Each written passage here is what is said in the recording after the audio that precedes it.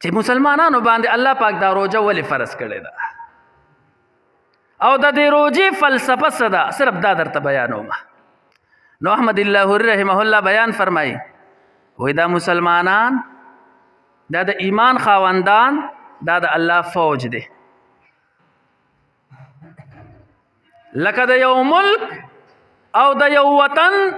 یو فوج وي یو لښکر وي نو هغې له ټریننګ ورکوي د پاره د دې چې زمونږ دا فوج سبا له پې لوږه راغله سبا له پې تنده راغله دوی د دشمن نه ونه تښتي کو لوږه وي کو تنده وي هر څه د خپل قوم د پاره دغه فوج بیا برداشت کوي. نو وی مسلمانان د الله فوج دی الله رب ذوالجلال ورله ټریننګ ورکوي چې دا یو میاش تاسو خوراک کاک به نه کوئ دروازې د دې نه ځان وساتئ. ولې مسلمانه ته به په دې دنیا کې ژوند تیرې نو تا باندې به لوږه هم راځي ای مسلمانه تا باندې به سخت هم راځي دا هر څه به ته د الله دپاره برداشت کې. نو وی دا یو میاشت روزې په مسلمانانو باندې د دې وجې نه دي چې دا د الله فوج دی الله پاک ټریننګ ورکوي چې تاسو باندې به سخته راځي لوږه به در باندې راځي تنده به در باندې راځي خو په هر حال کې به الله ته متوجه اسې نه چې ته د ایمان نه وګرځېږې اسې نه لوږه در باندې راله د غیرو پارټۍ ته واوړې لاړ شې بېدینه شې قادیانانو ته ور واوړې مرزایانو ته ور واوړې یهودیانو ته ور واوړې عیسایانو ته ور واوړې نه الله رب ذوالجلال ما تعالی دا ټریننګ راکوي. دا زه نه وایم رئیس المفسرین احمد علی لاهوري رحمه الله او ما له خو د هغوی دا نوم اخیستل مزه راکوي الله رب ذوالجلال په دې نوم کې عجیبه خوند ښودی دی. علی کل حال نو روجا الله رب ذوالجلال په موتا باندې د دې وجې نه دا حکم نازل کړی چې موږ ټریننګ شو او الله رب ذوالجلال موتا تیاری او زه به ووایم که نه چې نور هر څه به پرېږدو نور هر څه به پرېږدو دا روجه الله رب ذوالجلال په غیرتمندو مسلمانانو باندې فرض کړې ده. نو چې کوم انسان یې نه نیسي نو هغه د لږ په دې خپل ګریوان کې سر ښکته کړي او ځان ته دې دا ووایي چې د جهانونو بې غیرت دی چې الله رب ذوالجلال زه د دې نه مخ کړمه د خپل فوج نه بهر کړمه الله رب ذوالجلال فوجان دي ما ته وی چې احمد الله رحم الله فرمایي چې دا تمام مسلمانان د الله فوج دي. نو اوس یو انسان په یو عہده باندې دی او د هغې نه کټ شي څومره به خفئ نو موږ خو مسلمانان یو نو دلته دا مه وایه چې ما روجه پرېښودله دلته دا ووایه چې زه د مسلمانۍ نه بهر شوم. دومره لوی انعام چې ما ورته الله رب ذوالجلال خپل فوج ګڼي خپل لښکر هم ګڼي نو الله رب ذوالجلال په ما ورته باندې روجه فرض کړه. خو روجه را روانه ده شهر رمضان الذي انزل فيه القرآن. یو بله توجیم احمد علی لاهوري رحمه الله دلته بیان کړې ده چې دا روجه کال په کال ولې راځي. نو یو خو غیر دي غیر خلک دي او هغوی سالګرې مناوي. سالګره مناول په اسلام کې نشته دی چې تاسو ورته هیپی برډے وایې کو هر څه ورته وایې دا په اسلام کې نشته ښه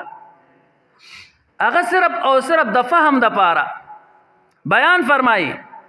چې دا قرآن نازل شوی دی په رمضان المبارک نو الله رب ذوالجلال هر کال ما او تا ته د قرآن دا سالګره تازه کوي دا د قرآن سالګره ده ځکه په دې رمضان المبارک کې قرآن زیات ویلی کېږي. الله رب ذوالجلال بیان فرمایي شهر رمضان الذي انزل فيه القرآن په دې رمضان المبارک کې قرآن نازل شوی دی. اوس درته بس یو خبره درته کومه چې هغې کې زمونږ خاص کار پښتانه ډېر زیات مبتلا دي. هغه څه چې روجه کله ده ته به وایې دا اوس نوي نوي مسلمانان شو او ورته پته ورته نه لګي لکه ظالمانو دا خو هغه امریکې والا هم داسې نه وایي هغه روسیان هم داسې نه وایي څرنګه چې زمونږ دا پښتانه خبرې کوي د مسلمانانو په ملک کې اوسي د مسلمانانو په وطن کې اوسي او را به چې وایي روژه کله ده ښه ورته پته ده چې هلکه د شعبان 29 ورځ ده نن نو سبا له 13 ورځ ده نو کوم میاشت هم ولیده نو خو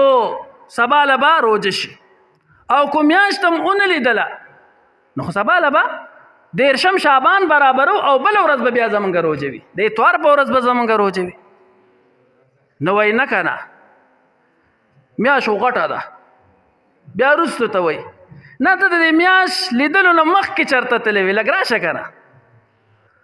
لږ راشه موږ ته ووایه رسول الله مبارک له دغه شانته کس راغی وایي رسول الله مبارکه میاشت مې لیدلې ده وایي ښه وایي میاشت دې لیدلې ده وایي او وایي اتشهدو الله اله الا الله وایي نعم یا رسول الله وایي ته ګواهي ورکې چې الله وحده لا شریک دی وایي او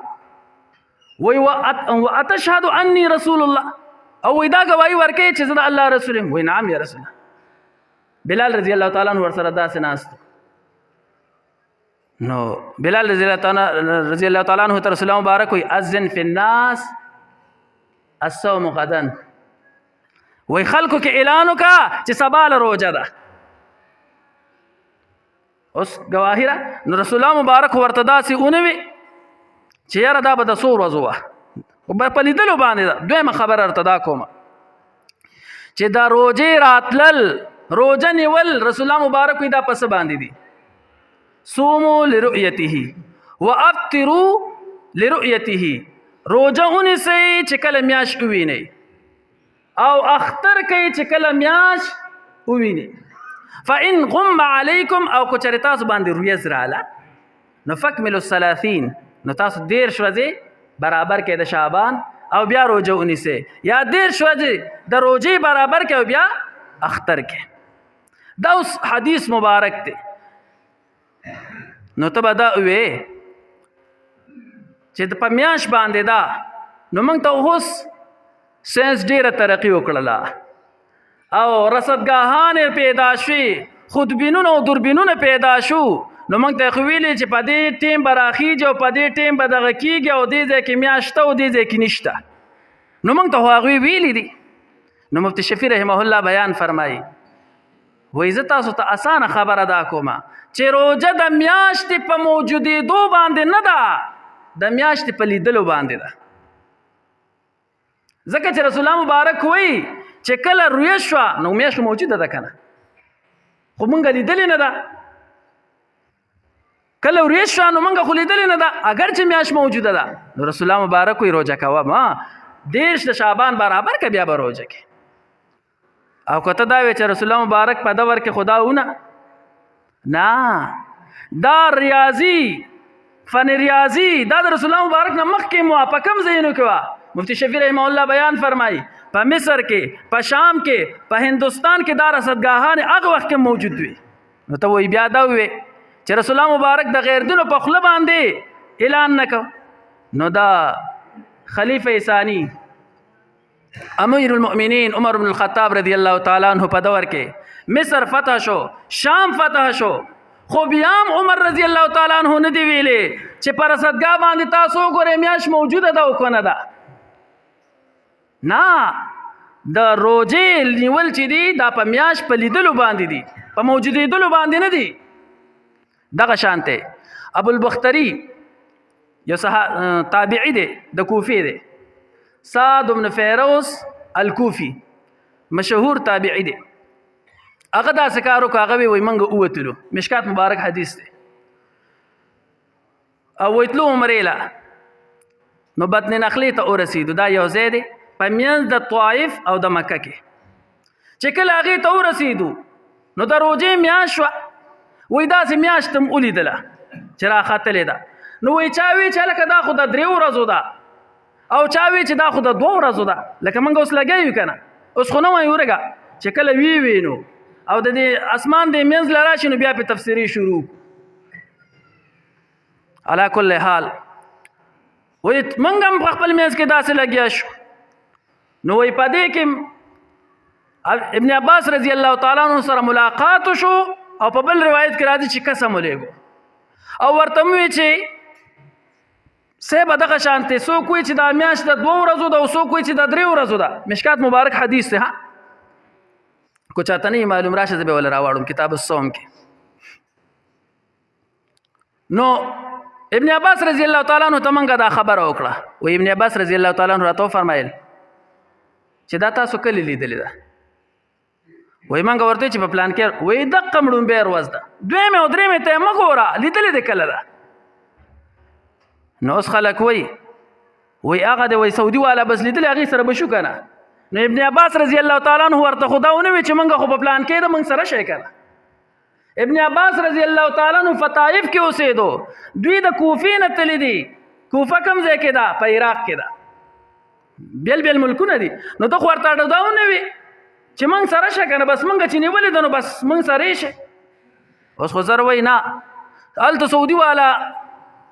روژه ده او موږ به دلته نه یو. لکه موږ به حدیث ته ګورو که سعودي ته به ګورو؟ حدیث ته به ګورو. حدیث کې راغلی صوموا لرؤیته وافطروا لرؤیته. ونیسئ روژه کله چې تاسو میاشت ولیدله او اختر کوي کله چې تاسو میاشت ولیدله. مونږ وایو سم نه دی لیدلې خو بس هسې مونږ له مزه راکوي چې وایي دا یو هم خوړلې ده. د پښتنو له بس چې دی په روژه کې نه یې ویلې که هغه پیر صاحب جومات کې ومنم ښه مې دا خبره وکړله مازدیګر یو سر خوړلې راغی ما ته وایي چې یو یې را باندې خوړلې ده. بس زما مرتبط پیشه ده مې در داسې ځای نو سره مشاهده روانو دا ما درته ماسپښین څومره فلسفه وغږوله ته بیا هم دا وې. علا کل حال اخیری خبر ارتدا کومه چې روژه موږ د څه دپاره نیسو؟ د الله حکم دی. د الله حکم دی. نو چې الله کله حکم وکړو روژه به نیسو. د الله حکم دا دی چې میاشت ووینه. لکه د مونځ موږ په ټیم کوو که نه ټیم نه مخکې کوو؟ په ټیم کوو. که نه دا ټیم نه مخکې کوو چې موږ وایو چې هسې نه دا مولیان را باندې دا مونځ هم ګډوډ کړي او ټول هر څه وایي دا مولیانو را باندې روژه وخوړله. نو د سنډه عمره سترګې په خپله داسې نه دي لیدلې مولیانو در باندې روژه وخوړله. او سته داسې ایمان دی کامل دی ټوله ورځ دغل تاکید کې په غلطو کې مبتلا او ته دومره سخت یریږي او مولا چې قال الله قال الرسول وایي هغه در باندې روژه وخوړله. ته داسې دغه راغلی او ستا هغه روجې ته مې هم د سلامي نو ټوله د غیبت نه ډکه د دروغو نه ډکه د دوکو نه ډکه د حرامو نه ډکه او ته دومره یریږي چې نه زه خو په چا روژه نشم خوړی او دغه قال الله قال الرسول ته ټوله ورځ او شپه ناست وي او هغه به تا باندې روژه خوري او وایي د حکومت نه یې پیسې واخیستلې. د حکومت کوم ځای کې دي چې پیسې ورکوي؟ دا کوم ځای کې پیسې ورکوي؟ اکاونټونه خو ورته تاسو جوړ کړو وایي مواد را روان دي. رسول الله مبارک فرمایل وایي چا چې چاله روژه ماتې ورکو نو وایي د روژې ثواب یې وشي. نو صحابه خفه شو وایي رسول الله مونږ مبارک مونږ کره خو څه نشته چې چاله یې ورکو. نو رسول الله مبارک وایي دا یو قجوره د شملې یو ګوټ ورکوي. صحابه او مونږ کې دقه فرق دی. حسن بصري رحمه الله نه چا تپوس کوي تا د صحابه لیدلي دي؟ وایي او لیدلي مې دي. وایي په مونږ او په صحابو کې څه فرق دی؟ نو وایي په مونږ او صحابو کې دا فرق دی کو صحابه را پاسېدل او مونږ ولیدل نو مونږ به وایو چې دا سوچه لیونیان دي. خو کو صحابه مونږ ولیدو نو وایي به چې دا سوچه منافقان دي. نو رسول الله مبارک چې کله حدیث بیان کو چې یو ګوټ د شوملو یو کجوره چاله ورکا نو دومره ثواب دی. او مونږ چې ووایو هلکه دغه شانتې په روژه کې چاله ورکولو روژه ماتې دی چاله ورکو دی کیسه مونږ کره خو چاړو سره ونلېږئ هلکه خدای دې غر که بل کره ولېږه ته په دې تمې چې مونږ کره راولېږه مونږ کره خو ویاړو څوک سره لېږي نه. دقه زمونږ او د صحابو فرق دی او که نه دی؟ صحابه وی یاره مونږ کره څه نشته چې چاله ورکو او مونږ کره کور ښه ډک وي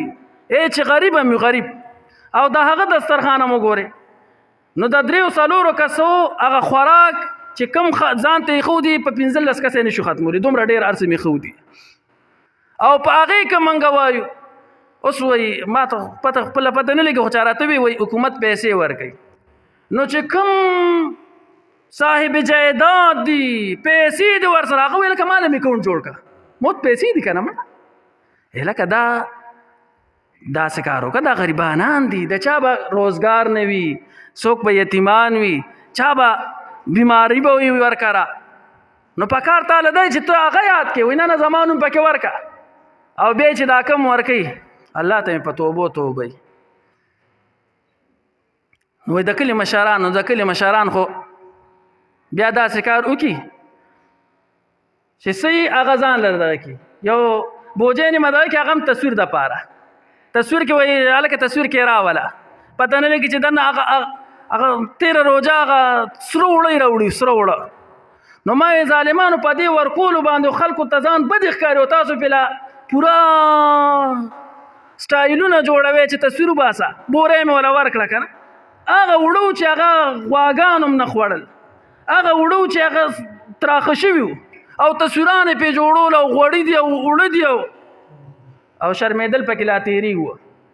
په فیسبوک باندې به تصویر په امریکا کې هم ښکارېدو اوړه یې واغسته سره اوړه یې واغستل د خدای خاطر وکړئ دا خو اوس ډېره پراخي ده هر انسان کره هر څیز موجود دی نو په دې باندې شکر ادا کړه چې الله ما کره دا هر څه شته نو داسې کار وکړه د 2-3 کسانو خوراک تیار کا یو ځان لکې بل دی ګاونډي کره ولېږه موږ وایو نه موږ د ګاونډي پته به باندې او کو ورکوم نو هغه ګاونډي له ورکو چې هغه موږ کره هر څه راوړي هغه موږ کره ګوره هر څه راوړي نو هغه کره ولېږه نه دې ته مه ګوره دې ته وګوره غریب دی د ثواب په نیت یې ورولېږه تصویران هم پکې مه وباسه خلکو ته ځان هم مه شو کوه هغې چا ته ځان شو که چې کومې درله قبلوي نو د خپلو مسکینانو وروڼو سره غریبانانو وروڼو سره په دې روژه کې امداد وکړي ځکه رسول الله مبارک حدیث مبارک دی چې د خپلو ګاونډیانو خیال پکې وساتئ د خادمانو خیال پکې وساتئ د فقراو خیال پکې وساتئ د ځانه فقیران مه جوړوئ ګینې که ته ځان ته فقیر وې او ته وې چې ما سره سم نشته نو الله رب ذوالجلال بیان فرمایي ولئن کفرتم ان عذابی لشدید ګناه شکري دې وکړه زما عذاب ډېر سخت دی دا هر څه به درنه والي نه دا مه وایې چې ما کره څه نشته دا وایه یا الله ستا لاک شکر دی چې بل ته دې محتاجه کړې نه یم او راواخله دا بل له هر څه ورکه الله رب ذوالجلال دی اول ما ته بیا جمله مسلمانانو ته د ما سوي په دې باندې عمل کولو توفیق راکړي واخر دعوانا ان الحمد لله رب العالمین دعا کې سم په دې عمل کولو توفیق راکړي خپل د خپل دیار نصیب کې حرمین شریفین دور نصیب کې هر کارم د خپل د لپاره یا الله سب بیماران دي ته شفا ورکړي سو قرضداران دي الله تعالی قرض اخلاص کړي چا روزګار ان شاء الله حلال روزګار ورکړي چا اولاد ان شاء الله اولاد ورکړي چا نارینه اولاد ان شاء الله نارینه اولاد ورکړي حیا ژوندم نصیب کې به حیا نم اساتی به عزت نم یا الله چا څه مشکلات حل کړي یا الله چا شریعت تمام شریعت پوره کړي د خپل ملک دعا کې الله پاک پکې امن قائم کړي دا من جنډې پکې الله پاک خوځول کړي دین محمدي سره څوک هم امداد کوي په هر جام کې الله ته حافظ او ناصر دین محمدي ته څوک هم نقصان رسي په هر جام کې الله تینیس او نابود کړي یا الله زموږ د مدارس حفاظت وکړي یا الله زموږ د تبلیغي مراکز حفاظت وکړي یا الله زموږ د خانقاهانو حفاظت وکړي یا الله زموږ د سنگر د مجاهدینو حفاظت وکړي مجاهدین دعا کې یاد کې کم ذکر قید وبن کړي الله ته د رهایی بدوبس کم شهیدان شوی الله ته درجات بلند کړي